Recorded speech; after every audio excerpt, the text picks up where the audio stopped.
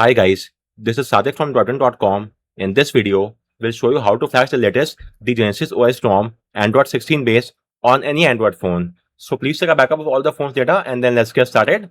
So first off, let's install the Treble Info app. So install the app from F-Droid. Go there, get the APK file. Once you have got the APK file, transfer the file onto your phone. Just give me a second. This is the APK file which I have just got it. Let's enable file transfer from here. Transfer the file onto our phone and then we will install this. This will hardly take a few seconds. So open the Files app, agree, allow all, install the Treble Info app, settings, allow from the source. Okay, it's a Xiaomi phone, so we have to wait for a few more seconds. I just hate this part of the UI, but there's nothing else that can be done unless you have a rooted phone. For non-root phone, nothing can be done. Anyways, let's install the app. Once you install the app, launch it. Go to the second tab and please verify shown as supported. If that's all fine, then let's move with the next step, which involves, okay, for now open the article in new tab. I'll show you why. And then we may get the GSI ROM from here, the GenesisOS ROM file. Scroll down and we have Android 16 build. You have two builds. One is the GL and one is the PL. The PL is for the Pixel launcher and GL is for the Genesis launcher. The choice is all yours. I'm using the PL build, which is the Pixel launcher build. And once you've got the file, extract the file by 7-zip. Upon doing so, you will get the file in the IMG format.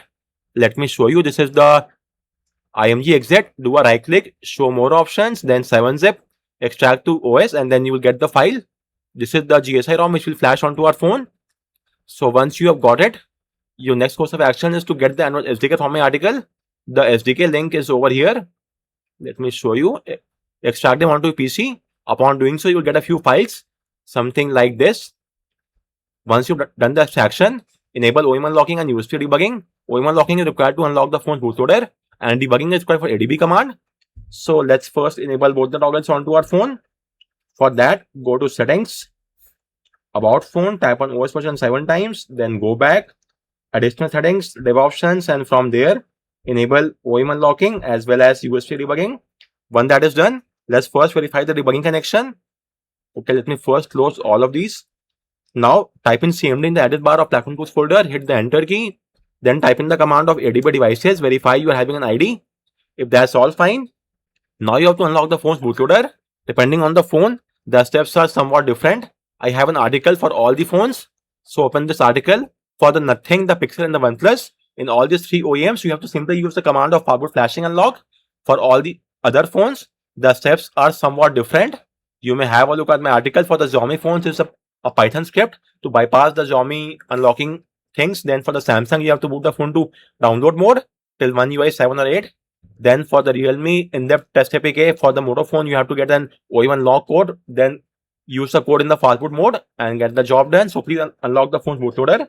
When that is done, your phone will undergo a reset and then boot to the OS. After that, please re-enable USB debugging once again. Anyways, once you are done with this, now you have to do a file transfer. So transfer the GSI ROM file inside the folder of platform tools folder. So the GSI ROM is over here. Let's do a copy paste. For the ease of convenience, do a file renaming. Rename this to, let's say, ROM. The name becomes rom.img. Or you may also rename this to GSI. The choice is all yours. Also, get the file of vbmeta.img from the same firmware which is there onto your phone. So for the Xiaomi phones, you have to get the fastboot ROM. Then have a look at the OS version over here, the build number or OS version, and get the same firmware. Extract the file. It will be in a .tgz format. Extract. You will get a .tar file. Again, do the extraction, and then you will get the required files of vbmeta.img. For example, this is the file in our case. You could see 20206, the same as the one in our phone, images folder. vbmeta, copy the file, paste the file inside here. In case of the Pixel phone, you have to use the factory image. In case of Nothing, get the ROM from the GitHub. For the, you would say, OnePlus phone, you have to extract the payload bin file via the Fireboot Enhance folder tool. The Fireboot Enhance tool is over here. Simply extract the payload bin file using that. So launch the tool. Then after that, go to payload dumper, click on browse, choose the payload bin file. After that, go to partitions and extract the file of vbmeta.img. So once you have got the files, please verify that both the file of vbmeta.img and the GSI ROM are there inside the folder of platform tools. If that's all fine, then now boot the phone to fastboot mode. So type in the command of adb reboot bootloader and hit the enter key. The phone should now be inside the fastboot mode in just a moment. Once that is the case, type in the command of fastboot devices and verify you are having an ID. Hit enter and you could see we're having the ID. If you're not having this ID, in that case, install the fastboot drivers. The link for the drivers are given in my article. Go through it once and install them. Once you have installed it, do a right click on the Windows icon and choose Device Manager, expand the Android phone section and verify your phone is shown there. Let me show you just a moment. This is the drivers. So it's now done and dusted. Now we could flash the ROM file. But before that, you have to turn off the Android verified boot by flashing the file of pvmeta. So copy the entire command, paste the command in the CMD window, hit the enter key. AVB is now disabled. Now boot the phone to the fastboot D mode. Fastboot, reboot, fastboot and hit enter. The phone should now be inside the fastboot D mode in just a moment. So let's just wait for that to happen. After that, you have to remove the product slot from your phone. This will make some space for the GSI ROM. So let's remove the product A slot from our phone. Copy the command, paste the command here, hit enter. The product A is now gone. And now you may flash the GSI ROM. So fastboot, flash, partition name is system partition, file name is gsi.img, hit the enter key. The flashing is now started.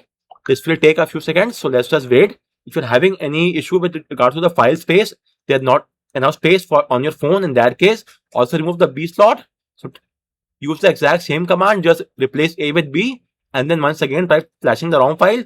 This time there will be no issue whatsoever.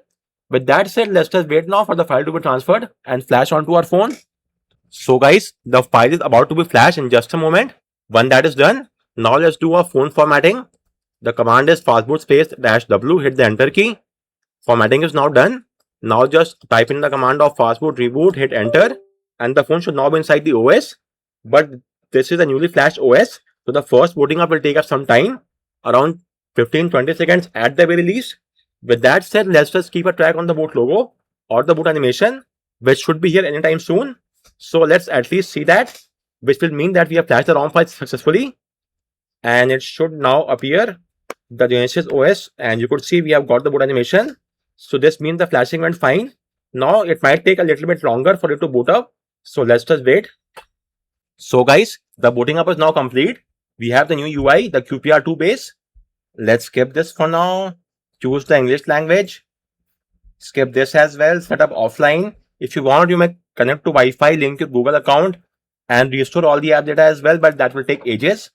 I am skipping all of that and only accepting the terms and condition. Let's skip this. And with this, we are now inside the OS. See the back arrow, it will now merge with the UI. It's not visible in the wallpaper, but it's there. And the wallpaper is also something unique. Let's place it here. This is the QS, the app drawer. Any new app or third-party app? Nope, I cannot find anything as such. This is the QS tiles. You may do a resize of the tiles as well. Just drag it to make it larger and smaller like this. When that is done, just hit the back arrow. This is the settings menu. And from here, let's start off with the display section. In the display, anything fancy, the dark theme, pure black is there as well. You may choose expanded. This will force enable dark mode across all the apps that don't even support that. Then we have the icon managers. Okay, you may show or hide the icons from here in the status bar. Refresh rate can be set 60, 90, 120.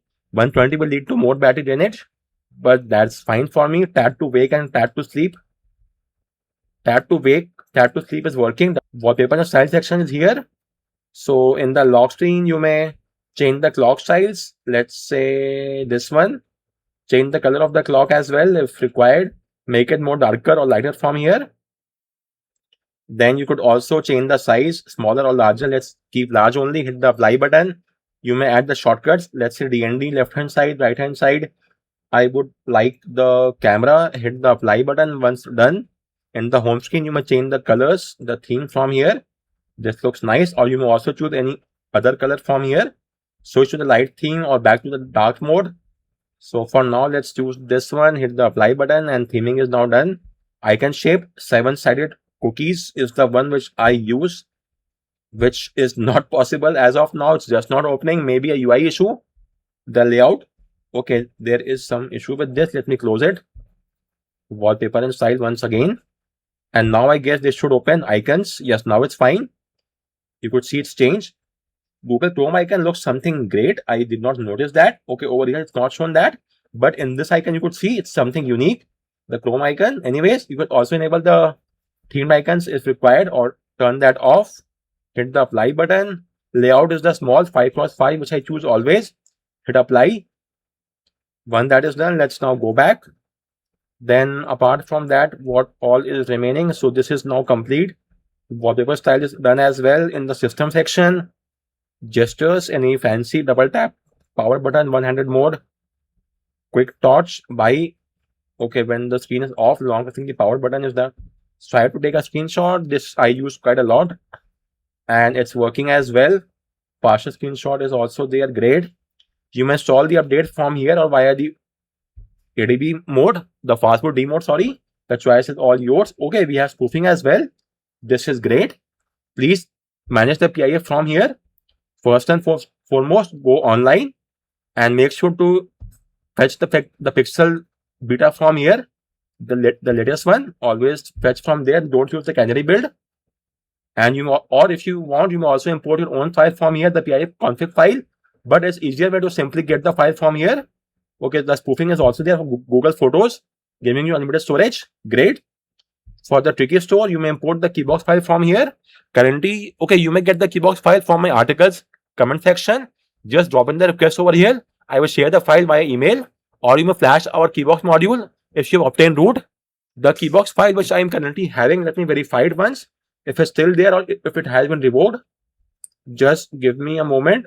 The Play Integrity API Checker app, and it's currently working great. Fine. Apart from that, you may also import target.txt file if you want from that, or you may simply ignore that. The two most important part is to load a keybox file from here, and then from here get the pixel beta fingerprint. These two are the most important part. Please do that. Then you could also enable game spoofing and add a game and spoof the game to any other phone model. So you may get higher FPS and unlock some tweaks and features. Then the treble app can be accessed from here or via the app drawer. Choice is all yours. If you are having any issue with the GSI ROM, in that case, this comes in handy. Talking about issues with the GSI, for example, let me show you. I have an article which will show you all the things which can be done via this section. So whether it's the third-party app, 5G, Bluetooth, 90 Hz display, double tap to wake, brightness, volume, all of the issues can be fixed from this section. But only do so if you know what you are doing, or else leave them as it is. In case of, let me show you, double tap to wake, zombie settings, enable DT2W, and you could now see it should work. Yes, now it's working great. And in this article, you could see we have all the tweaks, fixes, brightness, WhatsApp, Wi-Fi, headphone jack, everything can be fixed from here. All the steps for the 4G, 5G, voice over LTE, voice over NR, 5G can all be get from here. For example, for the 4G and 5G, you may enable these two toggles, install the APK file, then type in *##.